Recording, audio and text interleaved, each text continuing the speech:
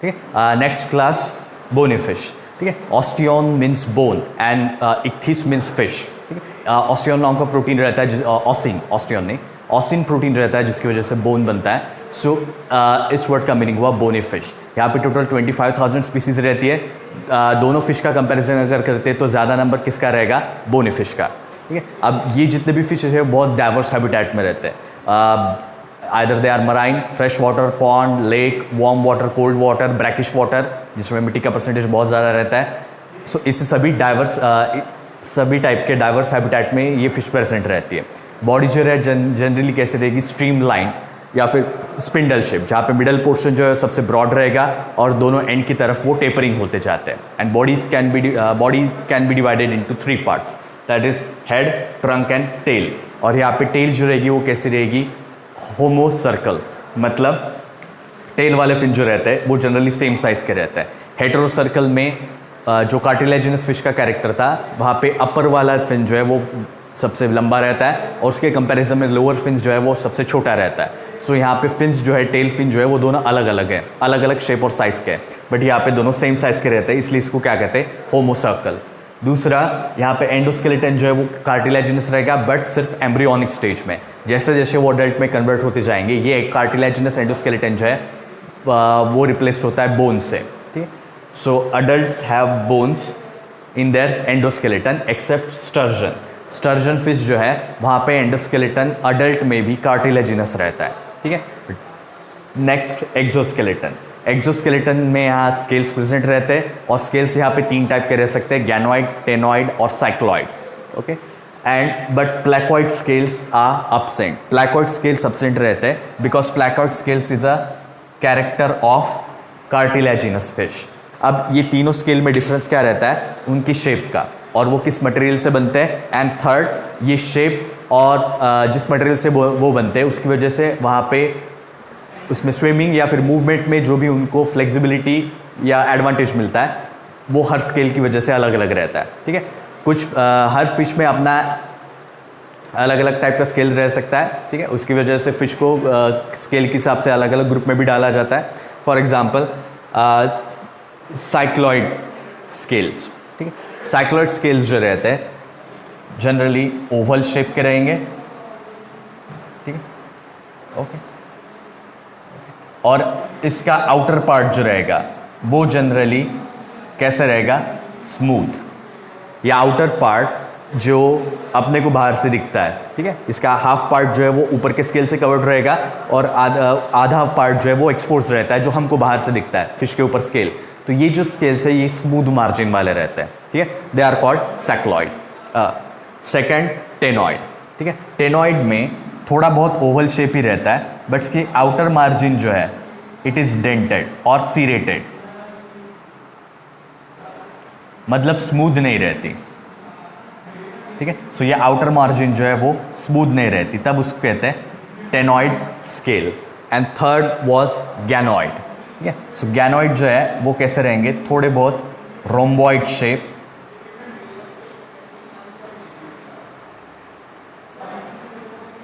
ठीक है। सो ऐसे रोम्बॉइड शेप में प्रेजेंट रहता है गैनॉइड स्केल, ओके। एंड फोर्थ जो है प्लैकॉइड, जो बोनी फिश में नहीं रहता बट कार्टिलेजिनस फिश में रहता है। They are generally of trident type shape, ठीक है। थोड़ा बहुत ट्राइडेंट जैसा उनका शेप रहता है। ये हुआ,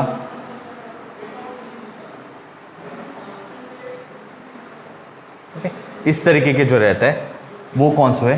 प्लैकॉइड स्केल, ओके। सो इतने टाइप के स्केल्स रहते हैं, उसमें से 3 प्लैकॉइड छोड़ के बाकी के 3 जो है वो कहाँ पे प्रेजेंट रहेंगे? बोनी फिश में। Second, next point, mouth is generally सब टर्मिनल और टर्मिनल। यहाँ पे जनरली वेंट्रल माउथ नहीं रहता, या जैसा कार्टिलेजिनस फिश में रहता है उस एंगल में माउथ नहीं रहता है, जनरली टर्मिनल या सब टर्मिनल रहेगा, ठीक है। अगर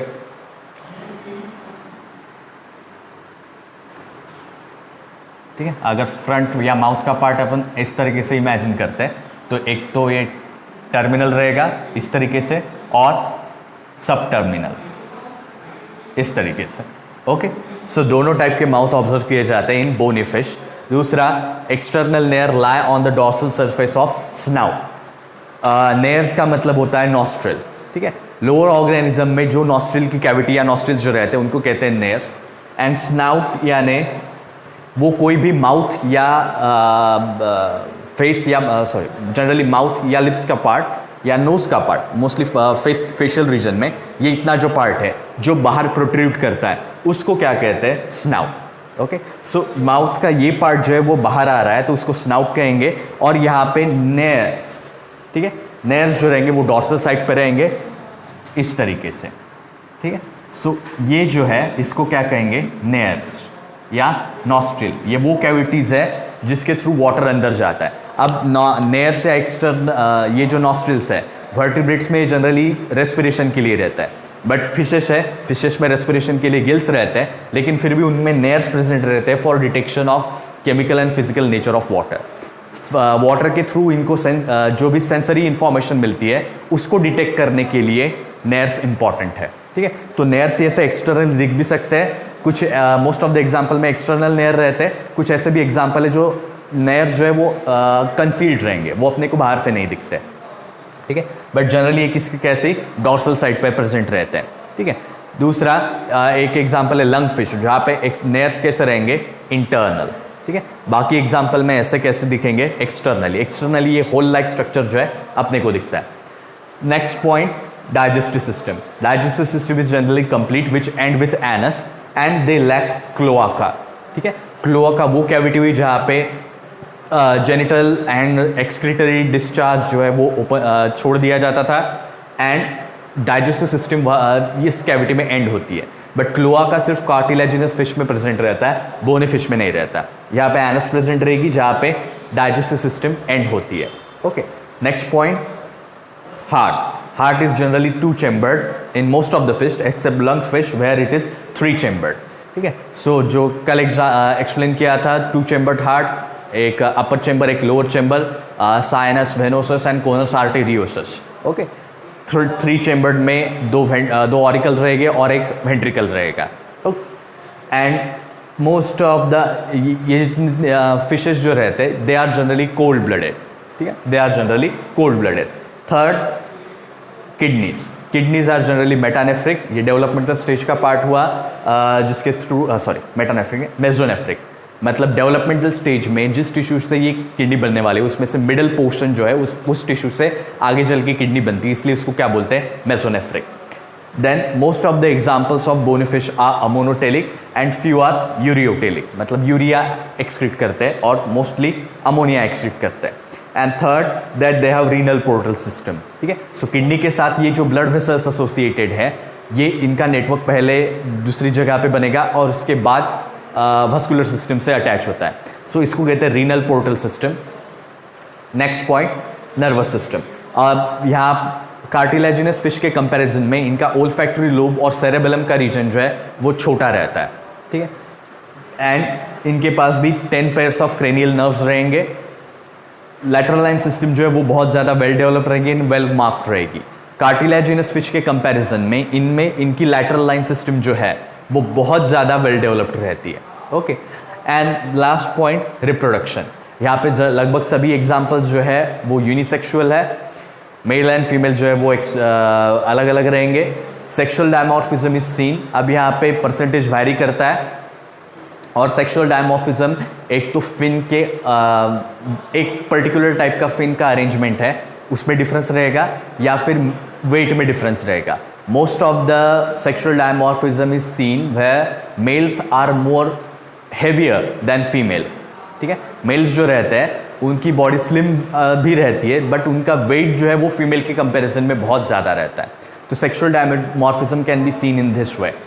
next point, gonads are generally paired. Gonads यानी क्या, सेक्स ऑर्गन, मतलब टेस्टिस और ओवरीज जो रहेंगे वो हमेशा पेयर्ड रहते हैं, सिंगल ही नहीं रहते।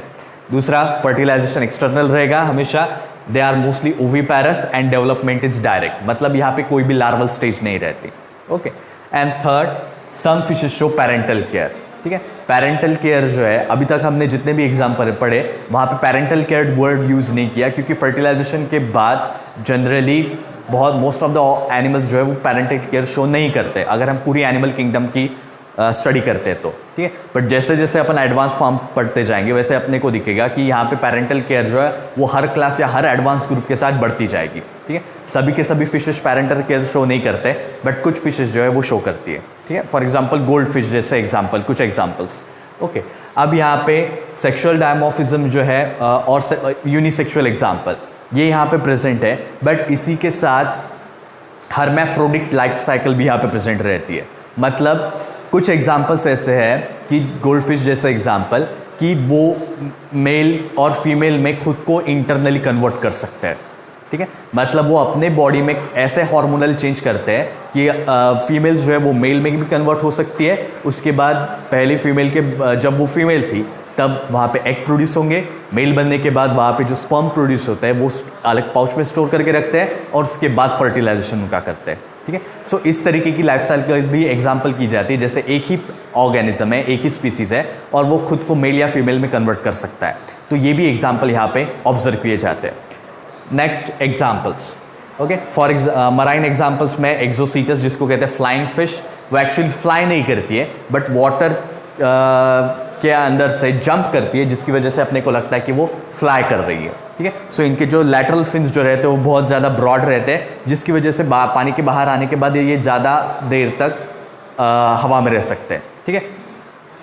Then tenua, okay. Then next example commonly known as hilsa, tenualosa, okay. Hilsa और इल्सा कहते हैं, that is name of genus and hilsa is the common name. And next hippocampus, that is sea horse, ठीक है। अब सी हॉर्स में भी specific character ऐसा, sea horse technically fishes में आते हैं, ओके, बोनी फिश है। दूसरा सी हॉर्स का कैरेक्टरिस्टिक कैरेक्टर है कि यहाँ पे मेल्स जो रहते हैं वो डिलीवरी करते हैं, फीमेल्स नहीं करती। मतलब गमिट्स का फ्यूजन होने के बाद मेल्स अपने ब्रूडल पाउच जहाँ पे ये एम्ब्रियो को रखते हैं, सो ये अपने ब्रूडल पाउच में एम्ब्रियो को रखते हैं मेल्स, और वो डिलीवरी करते हैं, फीमेल्स नहीं करती। सो इतनी डाइवर्सिटी अलग अलग फॉर्म में प्रेजेंट रहती है, okay. Next fresh water examples, okay. Fresh water examples में आएगा सबसे कॉमन लेबियो और कॉमनली नोन एज रोहू, काटला जिसका स्पीसीज का नेम जीनस का नेम के सी से शुरू होगा, कॉमन नेम काटला, क्लैरिस जिसको कहते हैं मगू, एंड अदर एग्जाम्पल जैसे एनाबिस। अब अदर क्यों बोला है? क्योंकि ये हैरिड एनवायरनमेंट में रहते हैं, मतलब पॉन्ड में भी रहेंगे, लेक में भी रहेंगे। कुछ एग्जाम्पल्स ऐसे हैं कि वो सी में भी रहते हैं और लाइफ टाइम का कुछ पार्ट जो है वो फ्रेश वाटर या रिवर में भी रहते हैं, दोनों एग्जाम्पल, इसीलिए उसको अदर बोला है, ठीक है। सो एनाबस जिसको वॉकिंग या पर्चिंग फिश कहते हैं, ठीक है।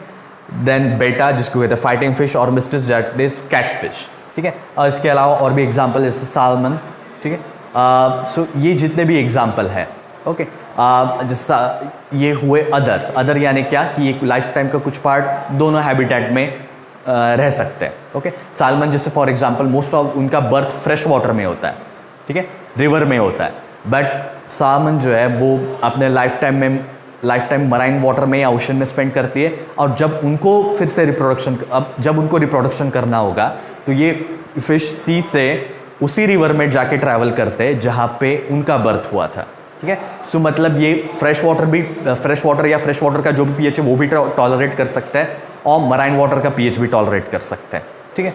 सो ये एग्जाम्पल्स हुए किसके? फिशेस के। सो ये हुआ फिशेस के बारे में। नेक्स्ट सुपर क्लास टेट्रापॉड, ठीक है। ये था सुपर क्लास स्पाइसेस जो अब तक पढ़ा अपन ने।